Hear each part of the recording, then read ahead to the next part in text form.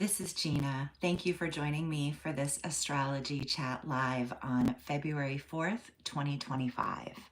Today, I want to focus on Venus and Aries.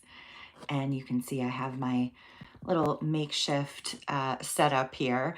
I understand it would be nice to just have a straight up screen share. However, for now, this is what I'm using, and I kind of like it because I can point and I can use this visual in a little bit of a different way. So, Venus and Aries, I'm excited about this transit, and it's really different than usual. So usually Venus just takes maybe 5 or 6 weeks, maybe even a little less, to move through each house. But because this Venus retrograde because this transit of Venus involves a retrograde cycle, it's happening much longer. Basically, we have Venus and Aries for direct for February, from February 4th until March 1st. And then on March 1st, basically until the end of March, we have Venus retrograde in Aries until March 27th. And then Venus, excuse me, will be back in Pisces. And that will be a bit of a revisiting of the Venus and Pisces energies, which is an exciting thing because Venus is exalted in Pisces. And then on May 1st, the retrograde cycle is complete and Venus enters back into Aries for another month. So where we usually have Venus moving through a sign in about 4 to 6 weeks, this year, we have almost 3 months of Venus in Aries. So I wanted to talk today about 6 things to watch for during this time. So let's put a couple things up on our diagram here. I'm going to come back and I'm going to do the dates in a little bit more detail at the end. But I just kind of want to write Feb,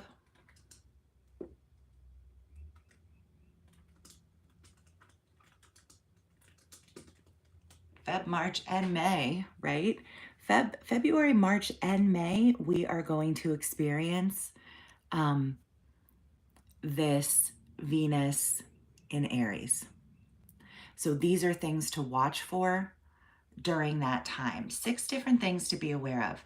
Venus in Aries can have a bit of a bad reputation, and I don't think it's warranted. Sometimes if the energies move in a way that is different, I feel like it can be a little bit misunderstood. But I think that I really like Venus in Aries, and I think there are some really wonderful things about it, and it's really, really different than Venus in Pisces. So it's worth mentioning. Okay, let's talk about a few of these things to watch for. Number 1 is boldness and directness. I was wondering if these were 2 different things, but I decided that they weren't, right? I feel like what I mean is this Aries boldness, directness, going right for it, setting that mind on that target and heading right for it, thinking of the ram, that symbolism of the ram. So we might see this show up more in relationships, certainly. Venus rules relationships. We might see this show up more in stories around our earnings, our finances, money, because Venus relates to that as well. Or even just going after what you want in terms of your values, your ideals, and your beliefs.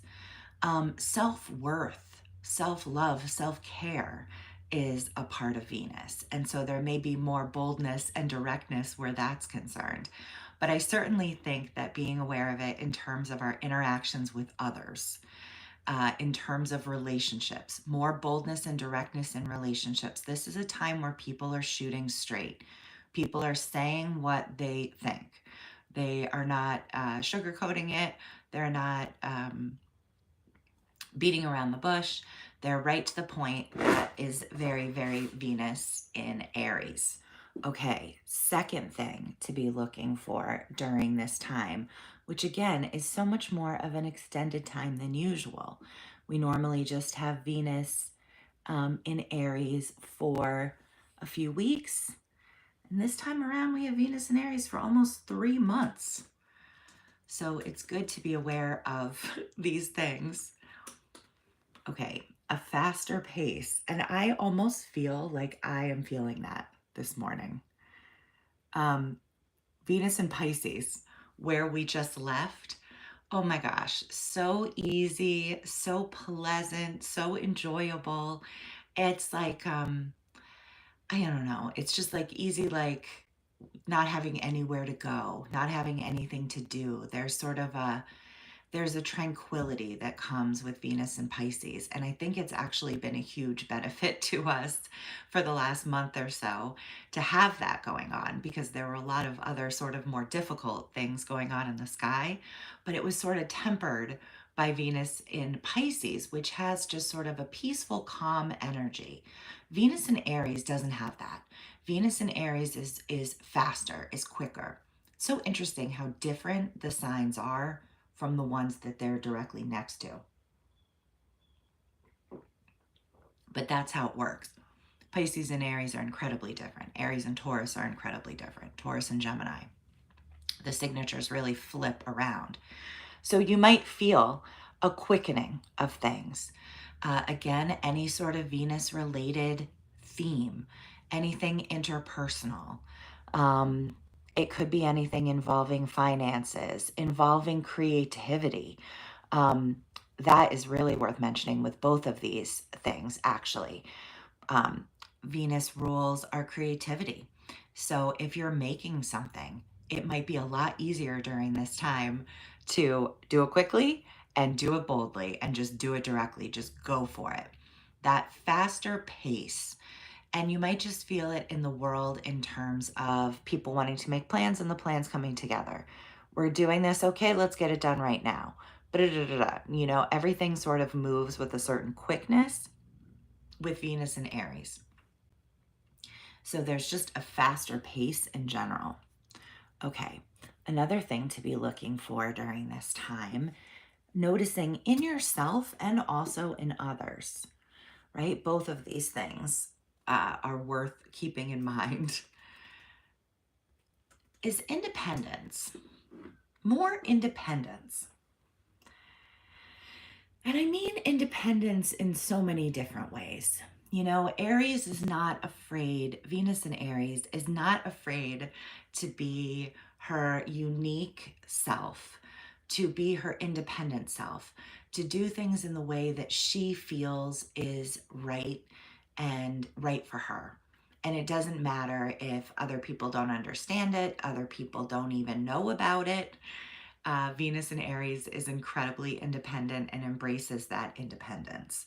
So we might see that in relationships, people wanting perhaps, it's not about more space, it might just be about sort of a little space to stretch in terms of the personality. You know, people don't want to feel like they're being told what to do or how to be or anything like that. When we have Venus in Aries, people want to be their independent selves. And that's true with any Aries signature, by the way. Basically, avoiding telling those people what to do um, is a good idea. Really, any Mars signature, Scorpio as well. But we'll all get a little taste of this during these 3 months that we're going to have Venus in Aries, because there's that increased desire for independence, need for independence, really. We could see it show up in terms of like style as well. You know, you might feel more comfortable to express yourself aesthetically in a way that's really independent. You don't feel a need to really fit in with with others here. You know, you're comfortable to do your own thing. And this could be in terms of your appearance, like your home, your office, you know, anything, just in terms of style, a greater desire for independence. Okay, number 4 thing to be looking for during this time is, and this I think might be actually the main thing.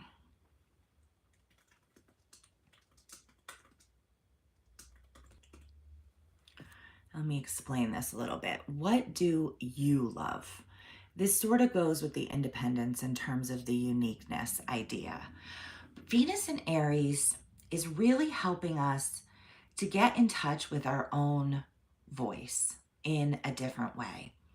And it's worth noting as well that part of the reason why I'm noticing this is that I'm going to actually lose this and I'm going to make it an arrow instead. Oh, you know what? Let's make it a highlighter because I want to show you what's around Aries. I want to show you why I'm saying this. So let's just, oops, that's not what I want to do.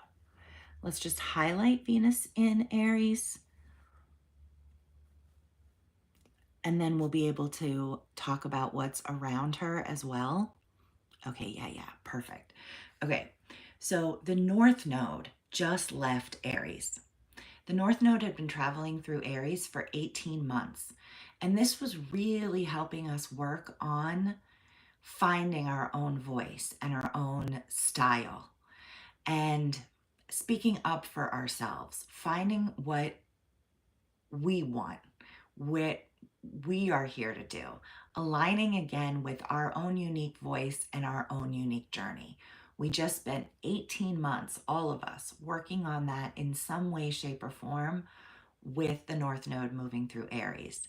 So now, as Venus is going through, I feel like it's taking this North Node work to another level where we're getting in touch with our own unique voice and finding our own path after that transit of the nodes in a better way, in a richer way. Like there's more of those desires coming in that we're meant to align with, that we're truly meant to align with. So now, as Venus is moving direct for the month of February, what is coming up for you that feels like your own unique voice? That feels like something that you really love. Tune into your voice in terms of Venus. What lights you up? What relationships mean the most to you? What qualities in relationships matter to you?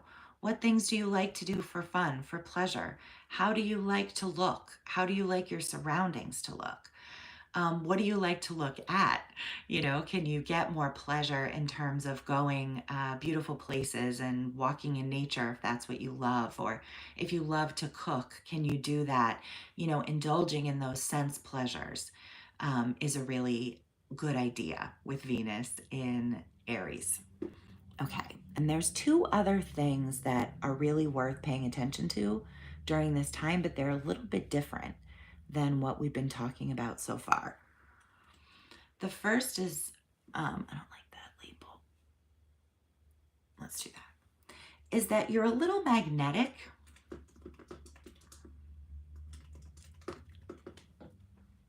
Wherever Venus is moving through in your chart. So if you know your chart, think of it as there being a magnet in that house. Okay? So, for example, when Venus moves through the first house, if you are an Aries rising, you're a little extra magnetic. People are more drawn to you. They might be more prone to like listen to what you have to say, to absorb your ideas. People are just more drawn to you. You think of it as having a magnet on you. If you have it in your 10th house, right? If Aries is the ruler of your 10th house and Venus is moving through there during these 3 months, might be a little magnetic at work. You might be, people might be drawn to you. They might be more willing to listen to what you have to say. And the magnet goes the other way too. You might feel more drawn to work. You're magnetized to those life areas. So just especially with Venus being there for so long, if you do know your chart, finding out where Venus is, what house is Aries rules could be helpful because it's good to know that you have that extra sort of magnetism going there. You're drawn to it, and people are drawn to you, and whatever those life areas are. Okay, and then I just wanted to provide more specifics on the timing. And I actually want to put a little visual up here too as I do this. Let's do this. This is more important than actually writing down the dates. I want you to see what the situation has been. Okay, so Venus was moving through the chart as usual. Let's do it in red so it's easier to see. So Venus was moving through the chart as usual. Okay, moved through Pisces. Now is coming into Aries. Will go retrograde on March 1st, go back into Pisces, then will station direct on April 12th and enter back into Aries on May 1st and not leave until June 6th. Okay, so here are those dates, but you can see from this diagram why we're getting so much time with Venus and Aries and Pisces, right? Normally it just passes through, but because of this retrograde cycle, we're getting 3 passes. So here are the dates to keep in mind for these things to watch for. And the energies do move differently during the retrograde, before the retrograde, after the retrograde. There may be a bit of a story coming together. So that's why it's nice to pay attention to now. Also, Venus and Pisces stuff. I'm going to link to some videos at the end here for Venus and Pisces. I do these chats every day. So if you enjoyed this content, please subscribe to keep seeing more. But it really is such an exciting time astrologically. Whether you watch me or somebody else, if you're into astrology, you should be watching astrology for the next few months and tuning into it because it's really, really interesting. So I'll put some stuff up about Venus and Pisces, but here are the Venus and Aries dates. I'll link to them at the end, I mean. Here are the Venus and Aries dates. So all of January, Venus was in Pisces. Then February 4th through March 1st, Venus is direct in Aries. March 1st through March 27th, retrograde in Aries, and then re-entering Pisces. It will go direct in Pisces. Venus will go direct in Pisces on April 12th, re-enter Aries on May 1st, and finally leave Aries, moving on to Taurus on June 6th. So that is a much longer Venus in Aries transit than usual. I think there are a lot of wonderful things about it, and here are some of the things that you can watch for. So thank you so much for watching today, and I hope you have a wonderful day, and I will be back again tomorrow. Thanks so much. Bye.